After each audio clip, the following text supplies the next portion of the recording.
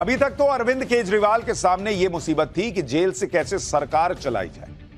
अब उनके सामने यह दिक्कत भी खड़ी हो गई कि जेल से कैसे अपनी सरकार और पार्टी को बचाया जाए, क्योंकि अपने मंत्री के अचानक इस्तीफे से अरविंद केजरीवाल को भी जबरदस्त झटका लगा होगा। उन्हें यह डर सता रहा होगा कि पता नहीं कहीं उनके और भी नेता इस मुश्किल घड़ी में उनका साथ ना छोड़ दें। आप देखिए, एक तरफ उनके मंत्री ने उनका साथ छोड़ दिया, उनके कई सांसद साइलेंट मोड में चल रहे हैं, दो बड़े सीनियर नेता जेल में बंद हैं। यानी अरविंद केजरीवाल पूरी तरह से मुसीबतों से चौतरफा घिरे दिखते हैं। उन्हें कोर्ट से भी राहत नहीं मिल रही और अभी वो अपने मंत्री के इस्तीफे के झटके से उबर ही रहे थे कि 24 घंटे के अंदर ही डबल मुसीबत ने उन्हें घेर लिया।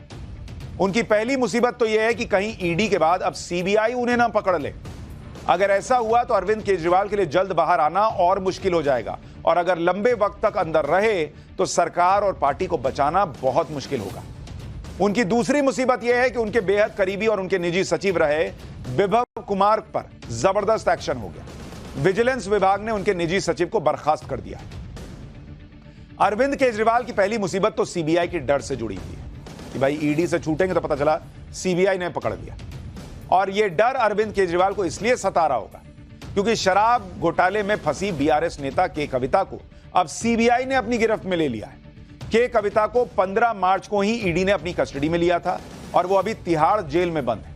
ईडी के बाद अब सीबीआई के कविता से पूछताछ करेगी, उनका बयान रिकॉर्ड करेगी और उनके लिए सीबीआई ने कोर्ट से मंजूरी ले ली है। शराब घोटाले में के कविता एक मुख्य आरोपी है।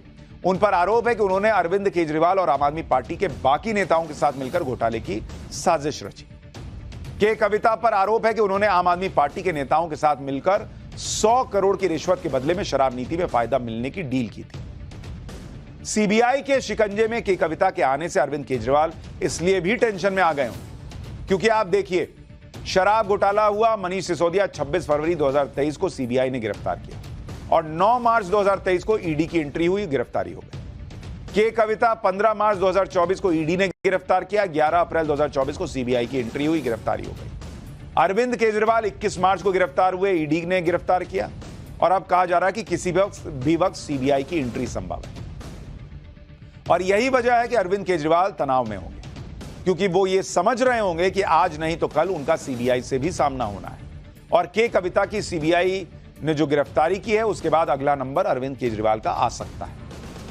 अब यह समझिए कि अगर सीबीआई की एंट्री हो गई तो केजरीवाल की मुसीबत कैसे बढ़ेगी। देखिए, अभी का स्टेटस यह है कि अरविंद केजरीवाल को हाईकोर्ट से झटका लगा। वो ईडी की गिरफ्तारी के खिलाफ सुप्रीम कोर्ट गए। अगर किसी भी तरह से उन्हें सुप्रीम कोर्ट से राहत मिल भी जाती है तो सीबीआई की वजह से बड़ा झटका लग सकता है।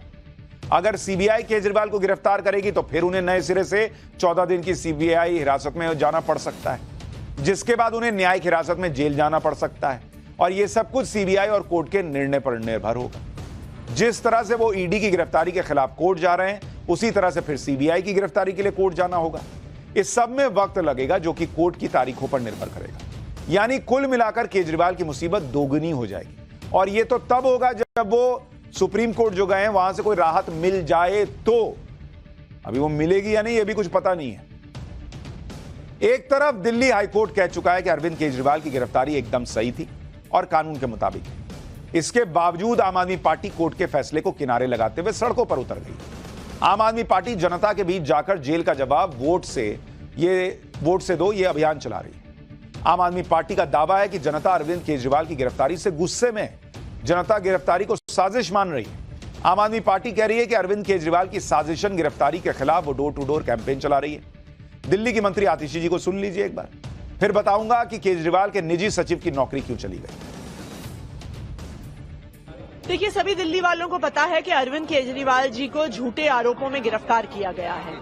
दिल्ली वालों में अरविंद केजरीवाल जी की गिरफ्तारी के खिलाफ बहुत रोष है, बहुत गुस्सा है और इस बार इस गुस्सा को लोग अपने वोट में दिखाएंगे। एक सांस में कह रही हैं कि सारी दिल्ली को पता है कि केजरीवाल को साजिश के तहत फंसाया गया और फिर दूसरी सांस में कहती हैं कि हम डोर टू डोर कैंपेन करेंगे। अरे भाई, जब दिल्ली को सब पता ही है तो दरवाजे दरवाजे जाने की जरूरत क्यों पड़ रही है? उनको यह बताने की जरूरत क्यों पड़ रही है कि केजरीवाल जी को फंसाया है? अगर दिल्ली को सब पता है, अगर पता है तो फिर कैंपेन की जरूरत नहीं और कैंपेन करना पड़ रहा है, इसका मतलब दिल्ली मान नहीं रही है कि फंसाया गया है। जा जाके बोलना पड़ रहा है कि देखो ना फंसा दिए, देखो ना फंसा दिए। अब केजरीवाल की एक और मुसीबत के बारे में बताता हूं। आज दिल्ली के विजिलेंस विभाग ने केजरीवाल के निजी सचिव विभव कुमार को नौकरी से हटा दिया। विजिलेंस विभाग ने विभव कुमार का टर्मिनेशन ऑर्डर जारी किया। अपने ऑर्डर में विजिलेंस विभाग ने कहा कि विभव कुमार की नियुक्ति केंद्रीय सिविल सेवा के नियमों का उल्लंघन करके की गई। विभव कुमार का अपॉइंटमेंट नियमों का ईमानदारी से पालन किए बिना हुआ, इसलिए नियुक्ति अवैध है। विजिलेंस विभाग ने विभव कुमार के खिलाफ 2007 के एक लंबित मामले का हवाला देते हुए आदेश जारी किया है। दरअसल विभव कुमार के खिलाफ नोएडा में कई धाराओं में एक मुकदमा दर्ज है।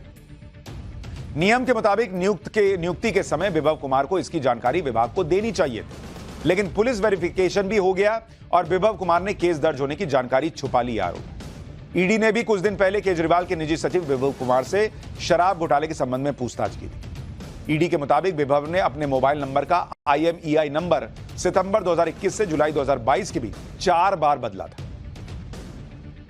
विभव कुमार पर सरकारी काम में बाधा डालने और शिकायतकर्ता को धमकी देने का भी आरोप है। अब विभव कुमार केजरीवाल के बहुत करीबी बताए जाते हैं।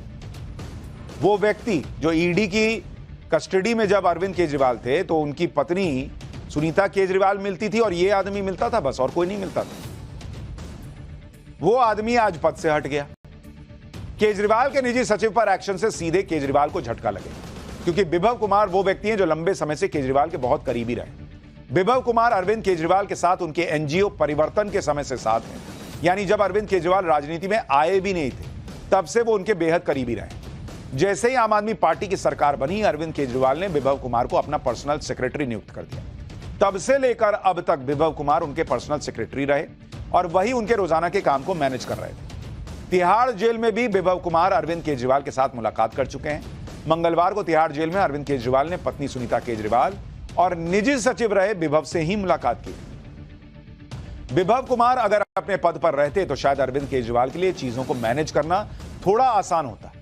यही बात बीजेपी भी कह रही है और उनके टर्मिनेशन को सही ठहरा रही है। बीजेपी नेता कपिल मिश्रा ने क्या कहा, सुनिए, फिर बताता हूं कि कल आम आदमी पार्टी और मंत्री पद छोड़ने वाले राजकुमार आनंद ने आज क्या नया खुलासा किया। ये एक आवश्यक कदम था, क्योंकि विभव स्वयं भ्रष्टाचार के मामले में जांच के दायरे में है और उनका जो अपॉइंटमेंट था वो भी गैर कानूनी तरीके से किया गया था। आज जब मुख्यमंत्री खुद जेल के अंदर है, तब पर्दे के पीछे से मुख्यमंत्री के इशारों पर जेल के अंदर से सरकार चलाने की, अपराधों के साक्ष्य मिटाने की कोशिश भी विभव कुमार के द्वारा की जा सकती थी और ईडी विभव कुमार से भी पूछताछ कर रही है।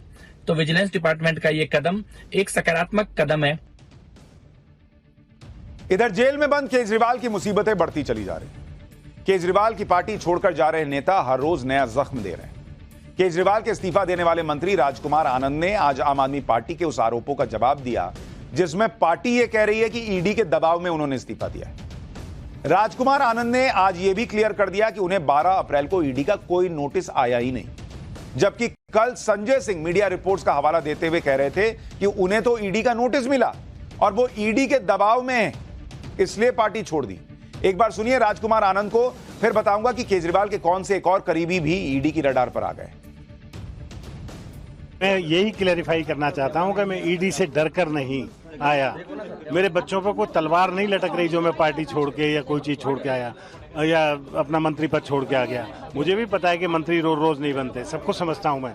ये झूठ की राजनीति, मक्कारी की राजनीति, इस पे मैं भरोसा अगर करता रहता होता तो मैं वहीं होता जहां परसों था। नहीं, मैं कहीं नहीं जा रहा। अभी मैं आपके साथ कौन परवेश वर्मा, मैं आज तक कभी मिला नहीं।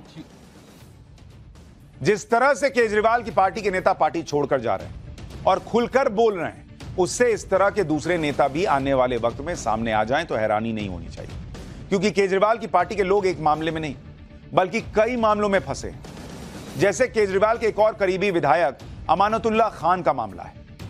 दिल्ली वक्फ बोर्ड में भर्ती घोटाले में फंसे अमानतुल्लाह खान के खिलाफ ईडी गैर जमानती वारंट जारी करना चाहती। इसके लिए ईडी ने कोर्ट में अर्जी दी है, जिस पर 18 अप्रैल को सुनवाई होगी। वहीं एक दिन पहले ही दिल्ली की राउज एवेन्यू कोर्ट ने अमानतुल्लाह को समन भेजकर 20 अप्रैल को कोर्ट में पेश होने के लिए कहा है। Delhi Waqf board money laundering case में ईडी की शिकायत पर कोर्ट ने यह समन भेजा है।